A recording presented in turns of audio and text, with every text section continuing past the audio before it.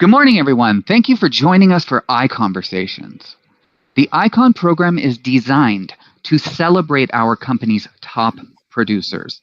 These agents have not only exceeded capping status, but have also reached exceptional milestones, earning them various stock grants and the opportunity to earn back their paid company dollar. Today from Ontario, we have Vishal Saxena. From British Columbia, we have Sergey Sinitsyn. From Minnesota, we have Kelly Domale. From California, we have Darren De Silva. And our fantastic moderator from New Hampshire is Leanne Parks. Leanne, the stage is yours. Thank you very much, Brian. I'm excited to interview these 4 icons. I am going to start off by getting a quick introduction from each one of you.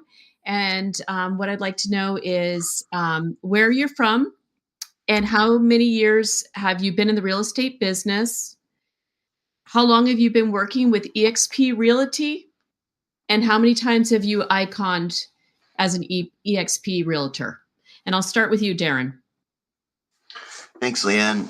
Yeah, my name's Darren De Silva. I work out here in the northern Central Valley of California, kind of the commuter belt. And I have been in real estate for a little over 5 years, since 2020, January 1st. And I've iconed twice. I've been with eXp for 2 years. I run a small team of about 10 agents, and I love helping agents and helping them grow. So I'm excited to be here. That's excellent. So you started your real estate career during or just after COVID? Or yes, yeah. I decided to quit my full-time job in the car business for 5 years, and said January 1st, I'm going full-time real estate with no deals in the pipeline, nothing, saved up some money. And then 3 months later, COVID hit. And fortunately, I was able to weather the storm and make it through. That's for sure. Did 12 deals my first year and 24 the second, and so on and so forth. So it just kind of kept progressing, and it's been a blessing in my life. That's for sure. But with a lot of hardships, that's for sure. If I didn't have guidance or people like you guys around me to help guide me, I wouldn't have been able to make it. That's for sure. What a great story. It was sink or swim, and it sounds like you're swimming and doing very well in the industry. So thank you very much. Next is Kelly. Can you answer those quick introduction questions? Absolutely. Good morning, everybody. My name is Kelly Domale. I am from the Rochester, Minnesota area, which is the southeastern corner of the state. I have been in the real estate industry for about 28 years, 21 of those as a agent and the others as a mortgage loan officer. So kind of got both perspectives there. I have been with eXp for 3 full years and starting my 4th here just as of the beginning of the year. And I have been fortunate enough to icon every year. So looking forward to continuing that. Great. Thank you very much. Sergey? Good morning, everyone. A couple of things. I guess it took me for a spin to see that old picture on my desk where I still have some kind of a facial hair on my face. So it's interesting. Let's make it really easy. I know sometimes folks have a hard time with my name. Friends call me Serge, and I consider everyone within our eXp family a friend. So please feel free to address me that. It's maybe a little easier for some. And I had a privilege to be with eXp since 2020.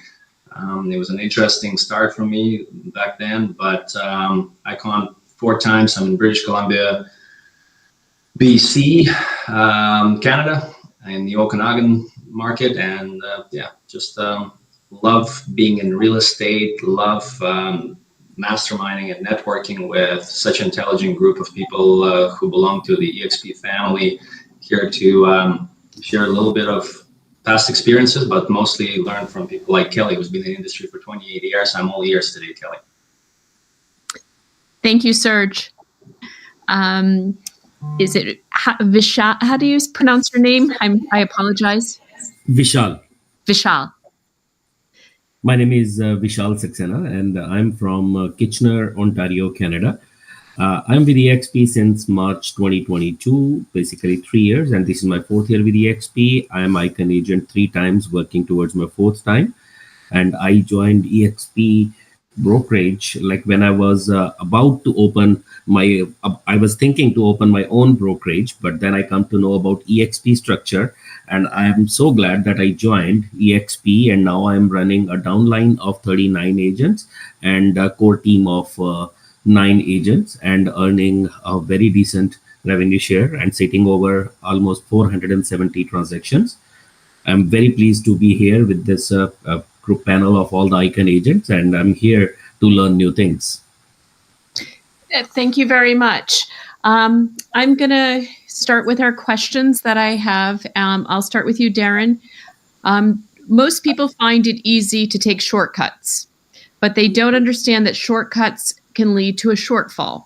Tell me about a time when you took what seemed to be the long way to get a great result. What did you learn from that experience? Yeah, that's a great question. I know for me, I definitely try to find shortcuts wherever I can. Sometimes they're smart ones, and sometimes it's just because I can be lazy at times.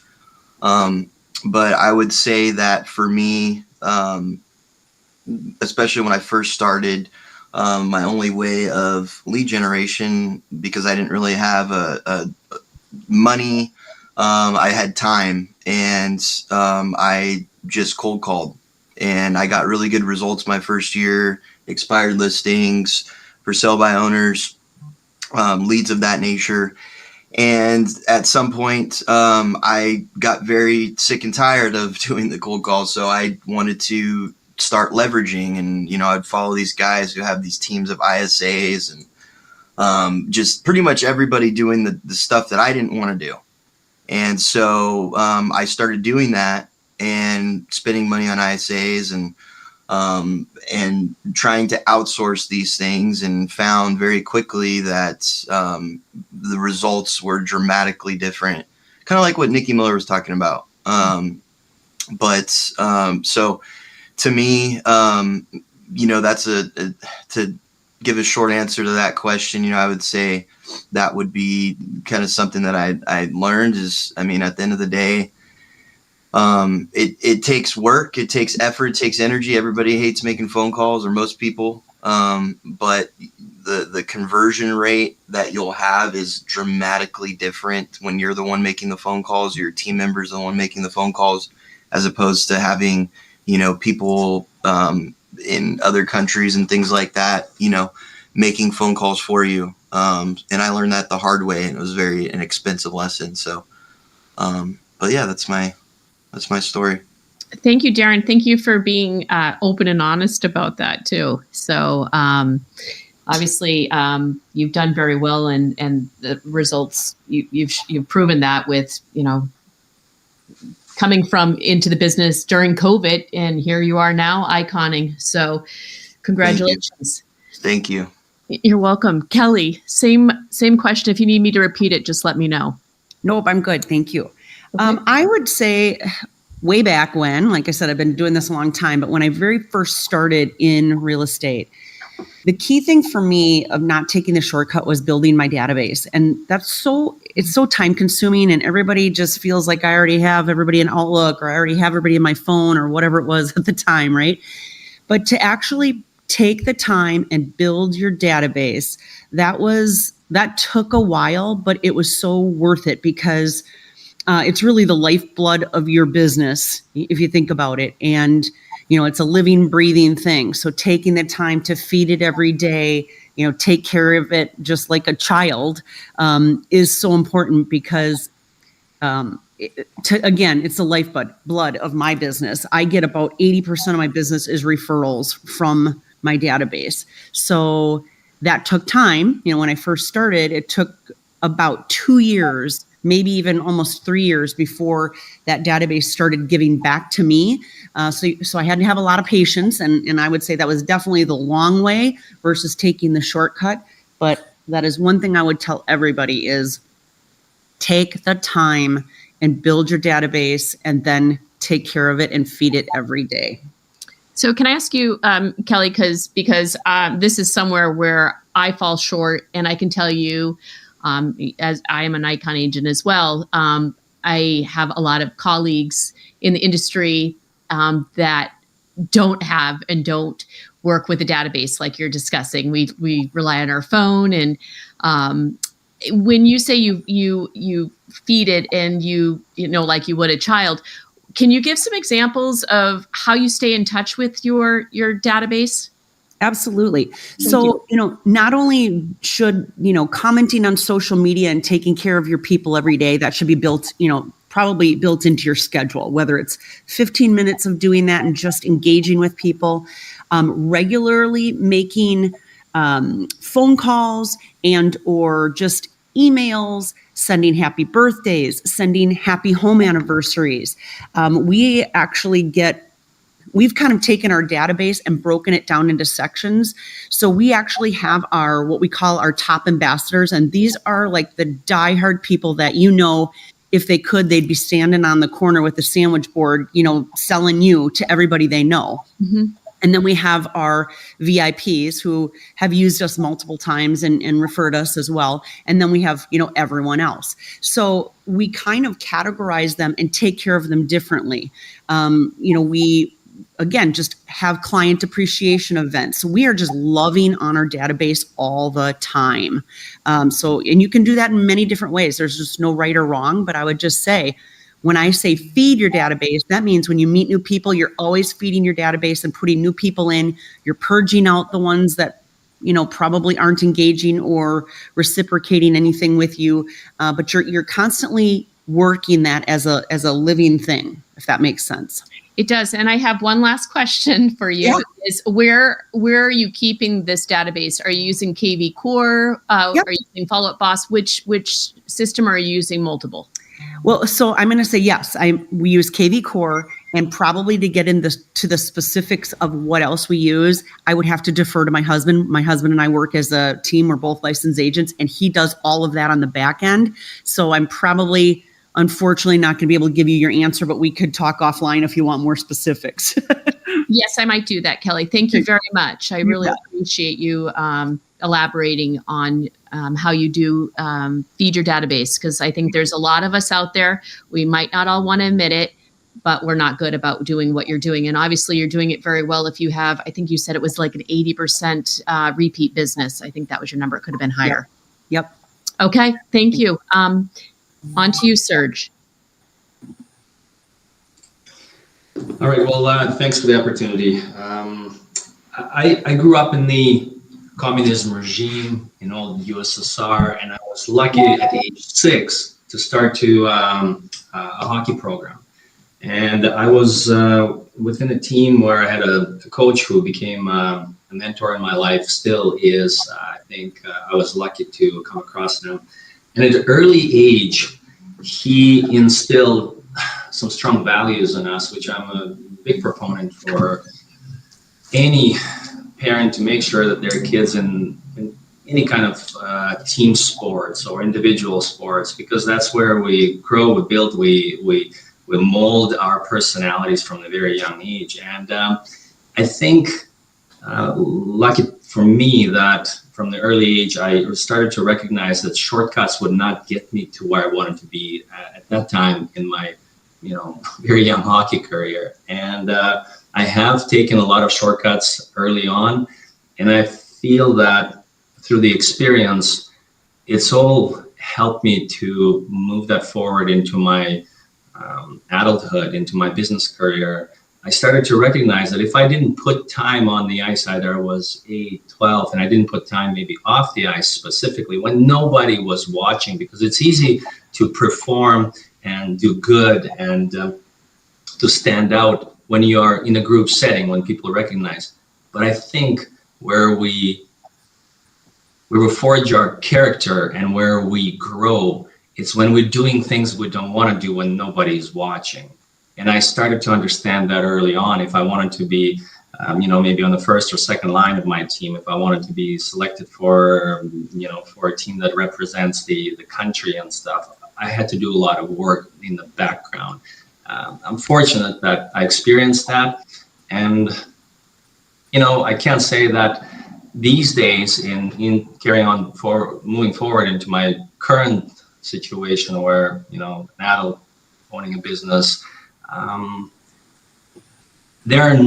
not taking shortcuts, but I often maybe recognize and reflect, could I be doing more? What I need to do? So for me, that's kind of where it's at. Sometimes I recognize that maybe I haven't done enough, and therefore that pushes me forward to what I need to do next. I like all of your examples. I have three sons, Serge, is it Sergey? And all I'm Serge. Serge. And they're all hockey players. They could when they started walking, they were laced up with skates.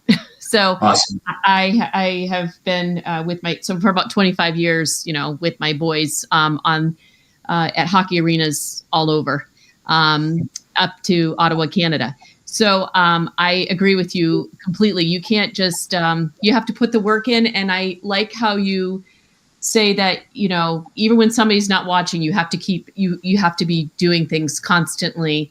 And in the real estate business, and it sounds like your start with hockey, that's a very good example. And you constantly have to be working and getting better, and having these types of conversations that we're having amongst ourselves. I mean, every time I have one of these, I know things that I have to work on to improve myself with my own clients and customers. So thank you very much. Next, on to you, Vishal. Thanks, Leanne. Leanne, I whole life I worked in corporate sectors with the tech companies. So when in 2019 I decided to join real estate as a career, because I was buying and selling homes for myself. I was an active investor and I was having multiple properties.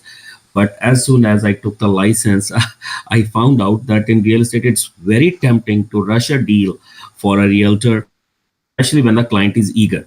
But like when you are working with buyers who are ready to put an offer on the first home they saw and at the price the client is or the seller is asking, then rather than rushing, I learned immediately, like if I want to put some value in my work, like I have to work on some things. Like for example, I always took time to educate them based on my investor experience from the other point of view, from the buyer side point of view. I educated them on the process. I toured them multiple properties and I explained them pro and cons of different neighborhoods, and even connected them with my ecosystem for mortgage brokership, or even in future contractors, like if they want to do some renovations or finish their basement. So initially it took like several weeks than anticipated than most of the realtors who were doing transactions in a week or two. But I found them some very nice house which appreciated a lot, and they got very good return on their investment. And guess what I found is I found several referrals from each of my client, and my business grow that in about less than 6 years, I'm sitting on close to 500 transactions, like 471 transactions.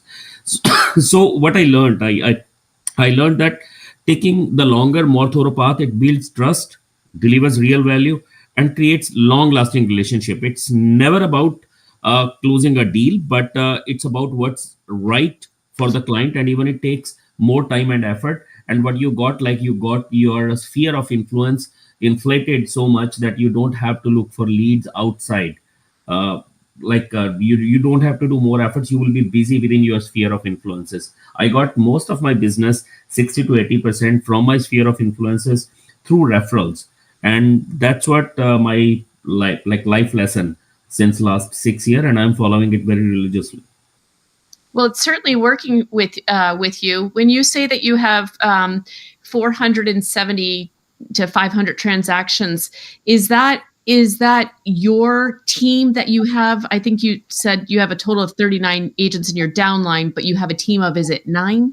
Those are my personal transactions. Like I can tell you that, and I do count number every year. Like very first year when I got my license in July 2019, I took the license initially that I will be buying and selling for myself, but I was able to close 18 deals in the first year by 31st December. Next year, I did 43 transactions, and in 2021, which was a blast year, I had 113 transactions. In March 2022, I joined EXP, and I'm getting ICON agent every year, and I'm doing 80 to 120 transactions every year with EXP, and those are my personal transactions. I started building my team in August 2022 when I got my first apprentice, a brand new realtor. But to answer your question, these are my own personal transactions, not from the team. In my team, there are realtors like who are doing 50 to 70 transactions in a year as well. That's amazing. The most I did was I think it was in 21 or 22. I do not remember which. I did 48. So I almost did one a week, and that was a lot. I don't have a transactional coordinator, so it was a lot. So hearing your numbers, very impressive. So and it sounds from what you just said to us, if I heard it correctly, was you take the time and you listen to your clients and you advise them, and you do not rush the process, which we really shouldn't be. It's generally people's largest transaction that they have. And it sounds from all of that work and due diligence that you put into your clients, you have grown your business to almost 500 transactions in 6 years. That's correct. Amazing. Thank you. I am going to go on to the next question I'm just going to keep it in order so I don't skip anybody. I'm going to go with you next again, Darren. So consistency is a winning formula. How do you structure your life to remain consistent with your goals that you have? Yeah, that's a great question. I would say that I'm not one of those people that has the same schedule, eats the same thing, goes to the water cooler at the same time every single day. I'm definitely not one of those people. However, I do try to have structure in blocks in my day and try to have time blocks. When I schedule appointments, which is in the afternoon, first thing in the morning, I try to do something for myself. That's the quiet time. 8 o'clock hits. There goes the emails. There goes the phone calls. The world is now taking over. And anything before then, I find that I have peace and quiet. So whatever I can do for myself before 8 o'clock, as early as I can wake up, whether it's 5, 6, 7, that's the amount of time I get to myself. But every day I do something physical in the morning. I pray. I try to get right with myself. I think that's the most important. And that way I set my day up for success. But for me, staying consistent, I have to have accountability. I'm the type of person that if I'm not accountable to somebody, I'll be able to talk myself out of it. I've accepted that I can be very undisciplined at times. And if I see shortcuts, I will try to find it. So that's if I recognize those things and I recognize my character defects, I have a chance because now I can find a solution. And my solution is having people to be accountable to, whether it's my real estate coach, whether it's my spiritual coach, whether it's my personal trainer. I have people, whether it's my wife, I have people all in my life that I try to help hold me accountable so that I stick to my goals. And every 90 days, I try to reassess my schedule. I try to reassess everything, because if I were to have a schedule and do my business planning at the beginning of the year and say that I'm going to do this exact schedule the entire year, I'm kidding myself. So I have to because things change, goals change, life happens. So every 90 days I try to sit, look back, reassess things. Where am I at? What's happened? And see if my schedule still aligns with where my life's at then. So, but to answer that question, accountability, that's it for me. That's what helps me be consistent. Being accountable and having a good group of people that won't let me get away with any type of excuse that I will let myself get away with. And that's what's transformed my life, my business. And that's it. I know this business, because we're our own bosses, right? So we can make up our own schedule, correct? So I think having an accountability partner is definitely imperative. I am like you, Darren. If I don't have an accountability or somebody at the gym meeting me or telling me, like this morning, my boyfriend said, get out of bed. You need to go to the gym. Because if I don't do it in the morning, I'm likely not going to do it at all during the day. And I just don't feel the same. And I don't have the same energy because I didn't give that to myself in the morning. And it's harder to give a piece of myself to all my clients and everybody else if I haven't taken care of myself in the morning. So I agree with you. Having somebody to hold you accountable, whoever that is, coach, partner, wife, family member, friend, it's really important. Some people are just disciplined in nature. I'm not one of those either. So Same here. Yeah. Thank you very much. Kelly, same question. Yeah, I think you guys were probably all in the same boat. A lot of us salespeople kind of have the same personality, right? Maybe not as disciplined as those D's or C's, right? So anyway, structure and remaining consistent. I too am like Darren, where I try to time block those key activities every day. And I will piggyback and say some people are morning people, some people are night people. I'm a nighttime person. I get a lot of my stuff done at night. And I'm not a morning person, but I don't really think the timing matters, but I do think time blocking for those key main activities is so important, right? That you're just doing those consistently every day.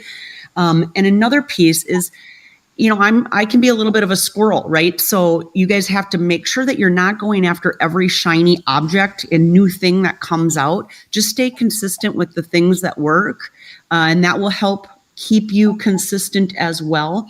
And then I'll also piggyback on what Darren said, is that make sure you're doing a quarterly review of your goals and your numbers at minimum. I mean, you certainly can do those, monthly or every 60 days.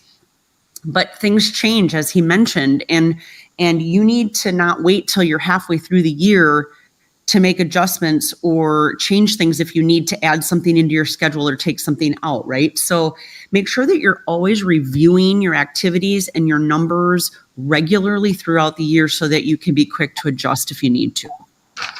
That's great advice, Kelly. I don't do that either. So on top of database, I need to be doing this. So I got a lot of homework to do after this conversation. So same question to you, Serge. Well, I can relate to both Kelly and Darren. Agree that, us real estate sales professionals have a lot of similar personality and traits. A few things that I've been reflecting on lately and understanding is that maybe we as individuals, as humans, we maybe misunderstand what consistency is. And sometimes people feel that consistency needs to have a lot of intensity. And therefore, when we have that shift and switch in the mind that intensity needs to be changed for consistency, and then that consistency varies. It doesn't mean that you're operating at whatever, maybe you set your goal at 90% of your abilities day in and day out.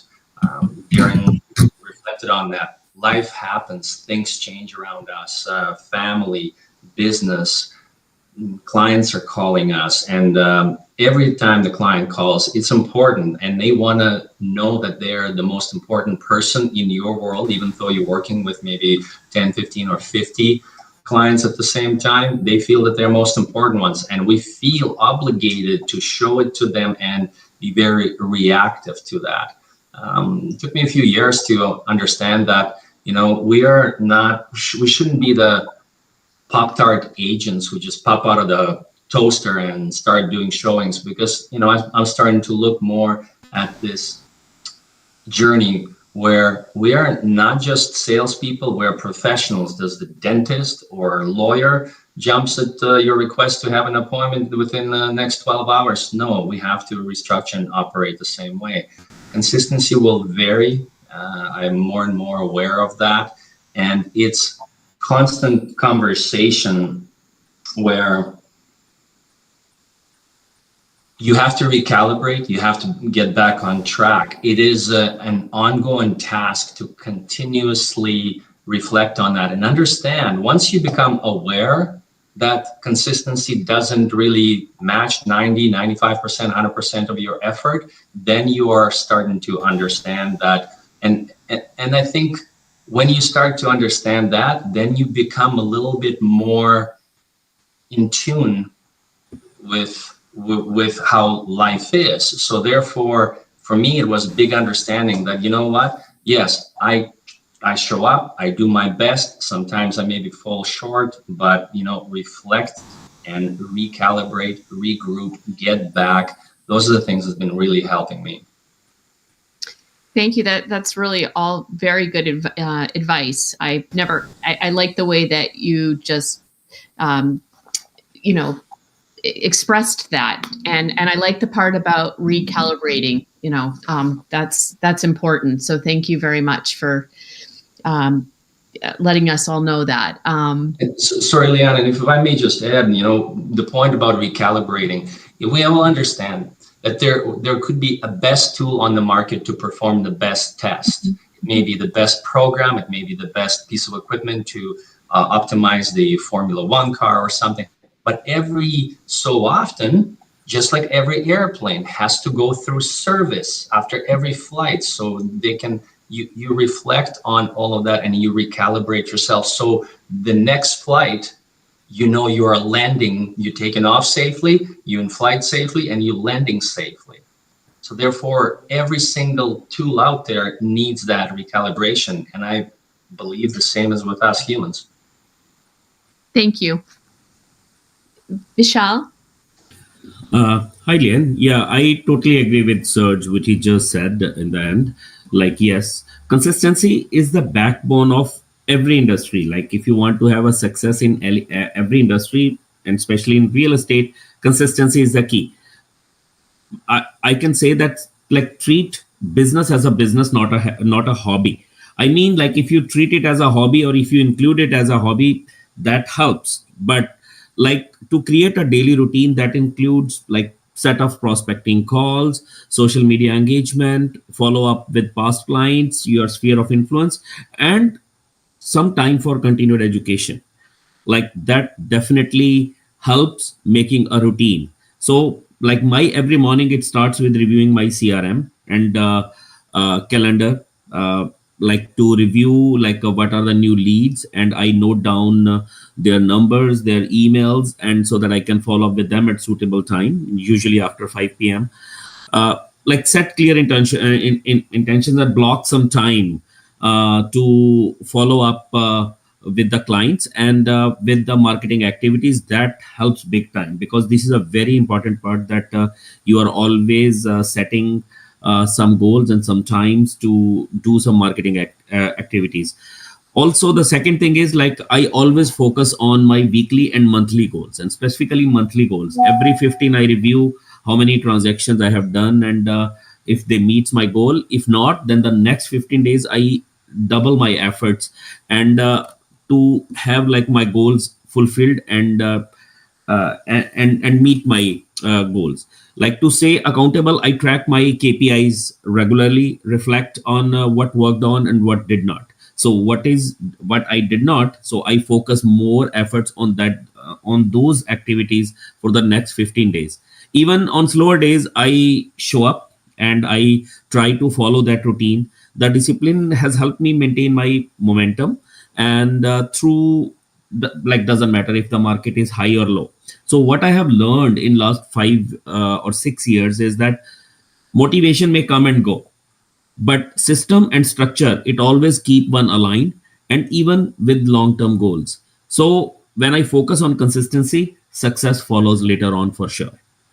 So that's what I have learned. Thank you. I do just have one quick question. You used an acronym in there regarding your activities. What was that acronym? KPIs, key process indicators. What is it? Keep processing? Key process indicators. Okay, thank you. Like KPIs. Okay. Like you have to have some KPIs. Like I have some KPIs, which I like how many, like I have indicators, like how many transactions I have done, of course, and how many clients, new clients I have contacted, how many leads I have generated, and how many leads that I converted into deals, and how many leads I have put it on my calendar to work in next 2 to 3 months. Thank you. No Can I problem. add to that real quick, Leanne? Oh, yes. Is this Darren? This is Darren. Yeah, just throwing it out there. So everybody in EXP has access to Sisu, and that's for me something that transformed my business. I mean, almost overnight was when I began to stop treating it like an amateur and start treating it like a business and track and measure everything. If there was one thing that I could have everybody walk away here taking, it's track and measure everything. Because if you don't know where you've been, you're not going to know how to get to where you're going. And for me, that instantly made me go from treating my business like an amateur to actually running a business. So I just wanted to share that. Sisu. So if you guys aren't familiar with it, Sisu is a great tool. Are the rest of you using Sisu? No, I'm hearing it first time. But thank you so much for bringing it up. I will definitely review it, Darren. Yeah, I use a program called Commitment to Excellence, and I've used it for years. So we just haven't switched, but it's good to have options. I don't care what you use. I agree with Darren. Make sure you're tracking everything. Yeah, they just partnered up with Sisu recently, or we did, EXP, and it's a $100, $200, $300 a month subscription you'd have to get for yourself that EXP now gives us for free. So to me, it was like life-changing when they threw that in there. So I think it's definitely something to at least investigate. I mean, as far as I know, most of the top team leaders in the country, use Sisu or something like it, right? At the end of the day, as long as you're tracking and measuring, even if it's on an Excel spreadsheet, right? It doesn't matter. But measuring is to me one of the single most important things you can do. I appreciate you bringing that up. And can you find Sisu? Is that on the OKTA? Is that where that's located? Where do you tap into that? Yeah, it should be on there on the dashboard. Okay. I could see before we leave here if I can find a link. Okay. Let's go on to our next question here. I don't know if I'm going to make it through all these questions. You guys have such great information, so I'm not rushing it. So, Darren, I'm going to start with you again. Let the audience inside of your head. How do you talk to yourself? What are the inner dialogues you have with yourself on a regular basis? Yeah, I don't think you guys want to know that. So I would say the conversations I have in my head are probably a lot different from what it may seem like on the outside. I think that's for me. I'll have a goal. Like I had a goal of getting the NAR National Association of Realtors 30 Under 30 award. And that was like my thing, my driving factor. And I got it. And then it was like, I got it. And then it's like, now what? And for me, it's always, I'm always focusing on what I don't have rather than being grateful for what I do have. And that's something I think I wish I was a lot more aware of, or at least practice more. I would say I'm pretty aware of it, but I wish I got into action more about not thinking about the things that I don't have. And I find that most entrepreneurs that I talk to have a very similar outlook on things, always focusing on what we could do better, what we don't have. And I think, that's definitely a good quality to have. But for me, sometimes I take it to the extreme to where it can get me in a place of negativity. And I think just recognizing for me, when I get to that place, that's when I have to switch the self-talk to, positive thoughts. You hear these guys talk about having mantras and speaking things into existence, and, saying I'm a great listing agent out loud, like you're a crazy person, but I'll tell you, these things work, and when you practice these things every day, I don't know what the scientific explanation is behind it, but it works. And when you have positive self-talk, when you're consistently telling yourself positive things, you start to believe it, and it doesn't become a reality unless you believe it's a part of your identity.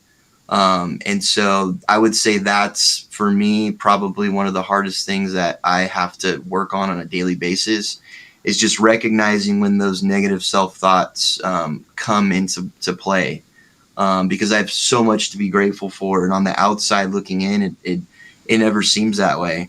But I would say it's a constant battle. And the times in my life that I am very positive with my self-talk, everybody else could be telling me how great I am, this, that, get the awards and all this. And then I'm sitting over here, thinking about what I don't have. And that's a big problem. So if anyone out there can relate to that, I would just say take my experience from it. It won't get you anywhere.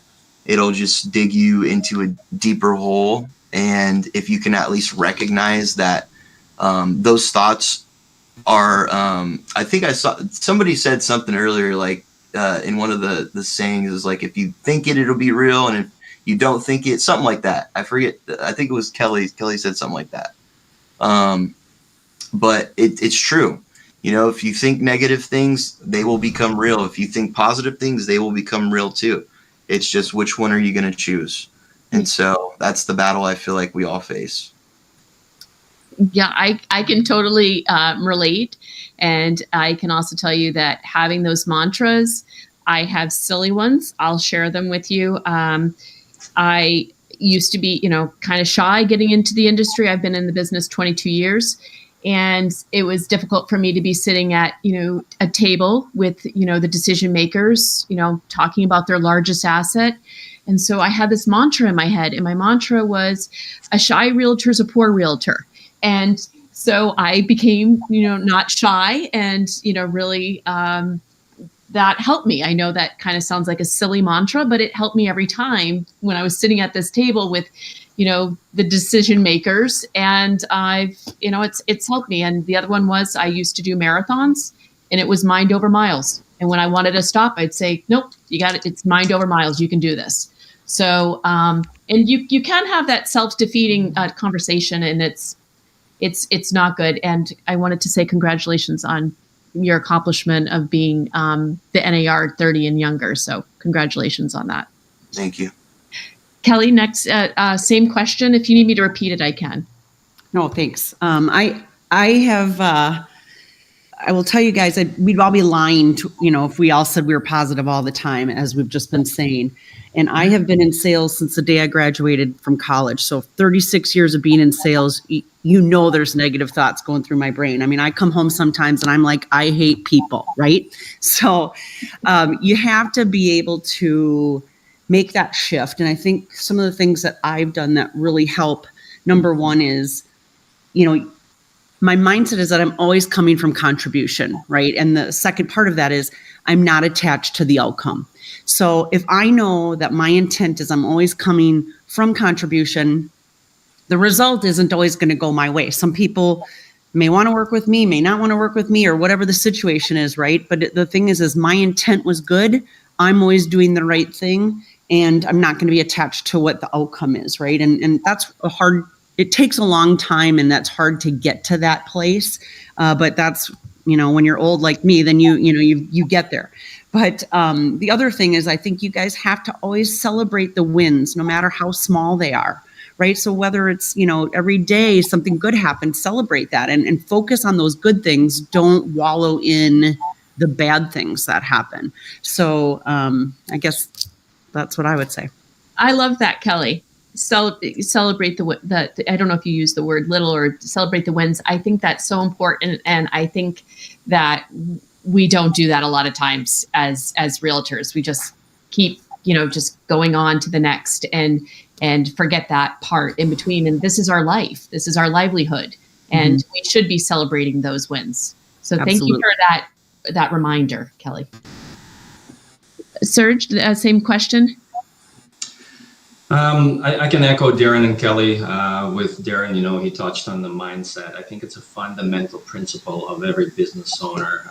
Challenges will come, the storms, the haymakers, they'll be coming at you every single day. Mindset has to be the first thing that we work on. We can have all kinds of shiny tools and most expensive tools in our hands, but if your mindset is not dialed in, we're basically hooped. With Kelly talking about the not being attached to the outcome, fall in love with the process. That's all of the huge things that we need to keep in mind. And I might jump into a kind of a next question a little bit but where the mindset is critical. Quick story: I left my previous brokerage in December of 2019. Everything was going to be looking great for 2020, where we're coming into an awesome year. I went out quietly, purchased a commercial space for starting my own location, and the deal closed on March 2nd of 2020. So again, purchasing commercial space, it was infested with rats, and it was a dirty space, so we needed to do a grand reno in the entire commercial building. On March 16th, the government put the word out that the world is shutting down because of COVID. That was March 2nd. I took possession of the building, made the biggest financial investment of my life, and on March 16th, the world shut down. I saw the top producers in my area firing everyone on their team, their admin workers. Top producers were firing their admin workers. I'm here out there, which is basically nobody in the real estate world, and I'm trying to make something happen, maybe bigger than I could bite off. I was on a walk with my wife a couple of weeks later, just early April, and we are walking down, holding hands, and COVID is on everyone's mind. It's destroying everything. Everything is just stop. And my one line was to my wife, I said, hon, do you think, are you okay with what's going on right now? How we're moving forward, the investment, etc. And she says, we can't really go backwards. I said, you're right. We cannot park our ship in the middle of the storm, in the middle of the ocean. We have to keep the course. And we both agreed that the biggest fight was between our ears. That was the thing that carried me through, is as long as I can control what I can control, and that was the making sure that I'm healthy, I am holding my goal in front of me and moving forward. I understand challenges was going to come, but mindset was dialed in, and it carried me through. Things turned around. We understand how all that came together after, which was a blessing at the end of the day. The other thing is, when I'm talking about mindset, I think the very first thing that we need to do, we need to start, if we want to become better business people, better leaders, better guides for our clients and our agents who are working, collaborating with us, we need to start investing into ourselves first. And how do you do that? Well, it varies. For somebody, it's reading Bible in the morning. For others, it's reading Stoicism and philosophy. Whatever it is, to set yourself up, how are you going to move through the day? What's the right values? Are you attached to the outcome, or you love the process? And then those micro wins that Kelly is talking about, those are huge. Last week, sitting at the meeting with my team, I asked the guys and gals to share their wins. And all of them spoke, I got a listing appointment, something is closing, somebody actually luckily mentioned that, their kids, they talked about their family actually for a change, and they said their kids were healthy and back to school again. And one of the agents was going through a little bit of a hard time, and they said, well, yeah, we got a closing and this and that. And I had to move myself closer to her, about 12 inches from her face. And I asked her, did you brush your own teeth today? Yeah. Do I have bad breath? No, I just said, you see, the thing is that there are some people who woke up this morning and they wish they could pick up their own toothbrush to brush their own teeth. Did you have a shower today and you were able to actually, look after yourself? Yeah. Well, some people, they wish they could go take a shower. So what I was trying to tell them is that stop setting the bar so high that you think that to be happy, that you need those things. No, celebrate the micro wins every morning. Did you get up a little earlier? Yes. Did you read your Bible, your Stoic book, whatever it was? Did you get into the gym? That's a win. Did you take a cold shower? That's a win. Did you feed yourself? That's a win. And build on that, because that's the momentum that you need to come in to show up for your people, for your agents, for your clients. And that's, again, all about mindset, like Darren said. Thank you. That I love that. Thank you very much. Vishal, same question.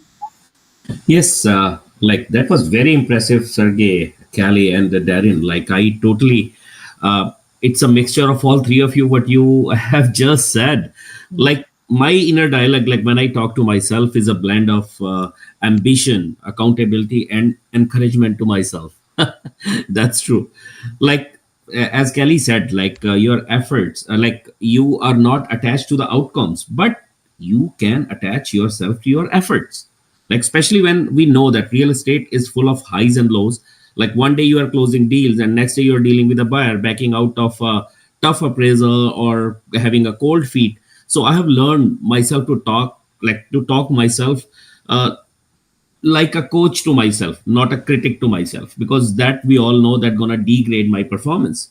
So when things get hard, I talk to myself, or I tell myself with conviction, stay calm, Vishal, solve the problem. You have done it before and you can do it, and you will do it again. And that keeps me motivated. Like when I'm tempted to procrastinate or avoid the uncomfortable parts of the job, like cold calling, door knocking, or tough client conversations. I meet, like we all meet tough clients every day. Like I say to myself, hey Vishal, if it was easy, anybody anybody can do it, or everybody would do it. But that's where your growth happens. So go ahead, do it, and you will learn something new. Like I also check with my long-term vision, like is what you're doing getting you closer to where you will be, where you want to be a year from now? And when my inner core answers me and I talk to with my inner core, that's keeps me motivated all day, or keeps me motivated to get rid of the problems. Like that, not only this, like that keeps me grounded as well, that I have not achieved what I want to achieve, and that I remind myself that consistency, not the perfection, wins in the long run. At the end of the day, I focus on being proud of the effort, not just the outcome. Like that's what I said. Like you are not attached with the outcome, you are attached with the efforts. My self talk is my reset button. It helps me stay resilient, focused, grateful, even on the tougher days. Yeah, that's all I have to say. Thank you. So I think I have time for one last question. So I'm going to skip around here a little bit. And Darren, I'm going to ask you, for those listening that want 2025 to be their best year ever, what's the number one recommendation that has worked for you to set you up for success? Find an ecosystem, find a group of people that you can meet with daily, accountability. That's it. Whether it's one person or a group, people that you relate to, people that inspire you, but especially be in a group where you're the smallest fish and you're among whales. That's the only way you're going to grow. If you're the top person in the room, you're in the wrong room. And that's what I would say, is just find a good ecosystem, people that have similar morals, beliefs, that are like-minded, and are trajecting in the same direction that you would like to go. Good, very good advice. Thank you. Kelly? First of all, Darren, I love that answer because that's why I came to EXP was, getting in bigger rooms with better collaboration. So if you guys are not involved in that, do it. So my advice for 2025 is just quickly twofold. Who knows what this year is going to bring? So really look at your business and first cut out all the fat, right? Get really lean, get rid of the things that aren't giving you that return on investment and just run very lean. And then secondly, figure out what has brought you in the past the most amount of business and just double down on that. So I think if you can focus on those two things, you're going to have a great year. Thank you, Kelly. Serge? Kelly, love that. Run lean, cut out fat. It's a great thing. And I was going to just put a bow on that, where I feel that, we are all quite influenced out there by the outside world. It's we on different social media platforms, we see highlight reels and we want that. And we see the hack this and the hack that, and you can add this to your routine. You should add this and that to your routine. I am of a mindset where now I'm cutting things out instead of adding into my life. Once I cut the things that I don't need anymore and only have focus on what I'm after, that will help me. That will free up time. That'll free up the bandwidth in my mind. And I am actually more laser focused. I would say that the bigger thing is too, for me personally, I know that if I want to get better, I have to do all the work internally. I have to make sure that I'm showing up on the things. I have to talk the talk, not just walk the walk. As a leader in the team, as the guide for my people and my clients, I have to walk the walk. I have to show up in my best shape. I have to be health and fitness a priority. If you cannot keep yourself accountable, how do we actually communicate to people when we meet them that they can count on us? We have to make sure that we'll remember why we're doing it, what for. For some people, maybe it's a monetary thing. Why are we showing up to work every day? For me, I know that there's 9 individual families who rely on how our company operates. So that drives me every day to show up the best version of myself. I strongly encourage for people, go deep on the inside, learn human behavior. Once you understand human behavior, you don't need the hacks that's being thrown at us, all those silver bullets and shiny objects that, are going to make all the difference in the world. Once you start understanding, like I think it was Darren earlier talking about, and I made the note that he understood his shortcomings. Do we as individuals understand and know our shortcomings in order to change? Because everything what we want is on the other side of those things that we don't know, because we don't know what we don't know or what we're not prepared to do. So therefore, knowing that gets us closer. But human behavior is the first and foremost for me. I wouldn't live with myself today if I wouldn't tell you that anybody who's out there loves reading, please pick up Untethered Soul by Michael Singer. It's one of the most brilliant books, easy to read. It talks about human behavior and whatever it is, Bible studies, Stoicism, philosophy, go deep, human behavior. That's where the magic is. What was the name of that book again? Untethered Soul by Michael Singer. It's a life-changing book. Okay. Thank you very much. Vishal? To those listening that want 2025 to be a game changer, like I can tell, like the number one game changer for me is being crystal clear in my mind about why, or to ask why, and it's backing it up with a daily routine that I treat like non-negotiable at all. Like success, it doesn't start with strategy. It starts with the alignment with that strategy, as Kelly explained, like cut the fat. I like that, Kelly. Like once I connected deeply with why I'm doing this, whether it's creating freedom for my family, or I'm building a legacy, or I'm working as a guide for my clients or for my teammates or for my downline, it gives every action a purpose. From there, I can start building a system around it by daily planning, time blocking, tracking KPIs, and showing up even when it's very uncomfortable. My advice for 2025, like, don't just set goals, build habits. So clarity plus consistency, it gives you unstoppable momentum. And remember, it's not about doing more, it's about doing what matters most every single day, every week, every month. That's all. Yeah. Thank you. I think that's all of our time. Brian's probably going to come on. It was a pleasure moderating all four of you. I hope I have the opportunity to meet with you in person, hopefully at EXPCon in Miami. Same. Thank you. Thank you very much. I want to thank all of you for being on the panel today. This was an awesome panel. If you're watching this on YouTube, smash that like button. All of you, go out there, have a great day. And if you're in an active ICON benefit year and you're sitting in the audience watching the whole show, you get a couple points just for doing that. You guys have a good one. Enjoy the weekend. You too, Thanks, Brian. everyone. You guys Thanks, take care. Bye-bye. Bye now.